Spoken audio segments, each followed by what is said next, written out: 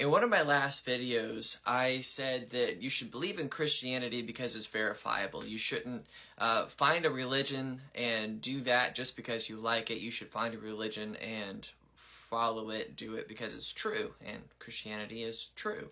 And that's the only good reason to be a Christian, is because you've sought it out and you've made sure that it's right.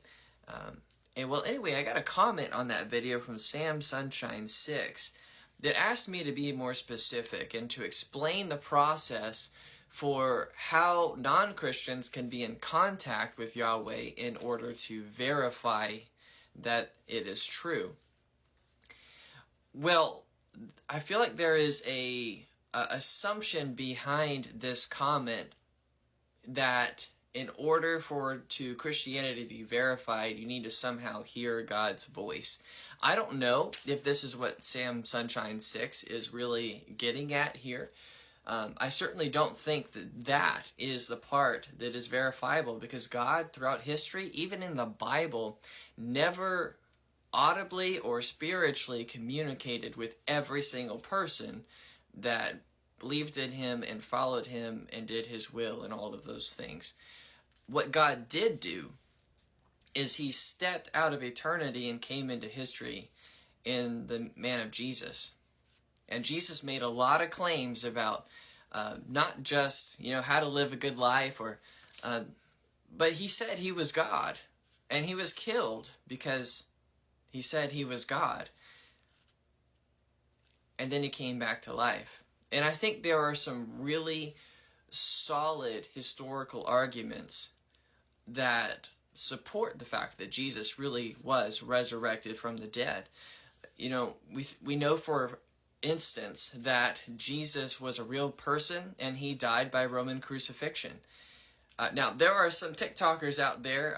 Jeff for Truth is one of them, who says that Jesus was an invention by the Romans. The historical documents really negate that pretty easily. And I would encourage you not to take his word for it or people like him. You can even look at someone like Bart Ehrman, who is an atheist, who would affirm the fact that, Jesus was a real guy. He really said he was God, and he really died by Roman crucifixion. We know that the disciples changed totally. And they changed to the point where they were preaching a message and pretty much got themselves killed brutally for this message of Jesus' resurrection and salvation and the fact that he was God. They really believed that it was true. And they staked their entire lives on it. And it's why Christianity blew up all over the world. But not only that, some very unlikely people who were skeptical, people who were enemies of the cross, Jesus revealed himself to them after his death and resurrection.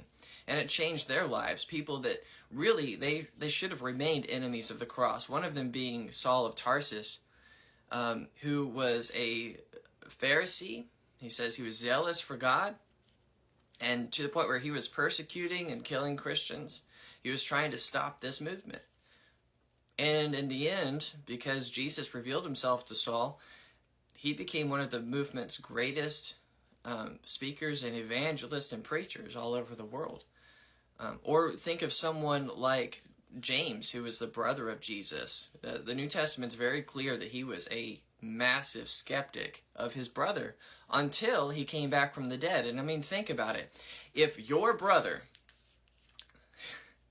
said he was God, you'd probably think he was crazy too. But then if your brother raised himself back from the dead, you'd have a much different opinion. And if he revealed himself to you and said, see, proved it.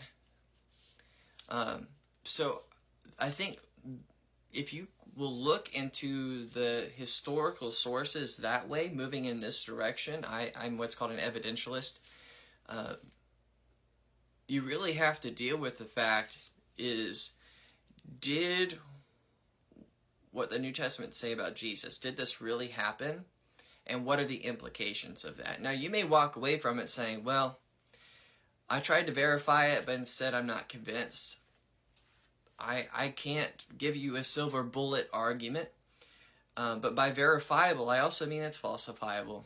And whatever conclusion you come to, I encourage you to be a good case maker for Christianity. And I borrowed that term from J. Warner Wallace. So some good books on the Christian side of this would be The Case for Christ by Lee Strobel, or Cold Case Christianity by J. Warner Wallace. So I encourage you, go check those things out. And I always welcome discussion on this channel. Thanks.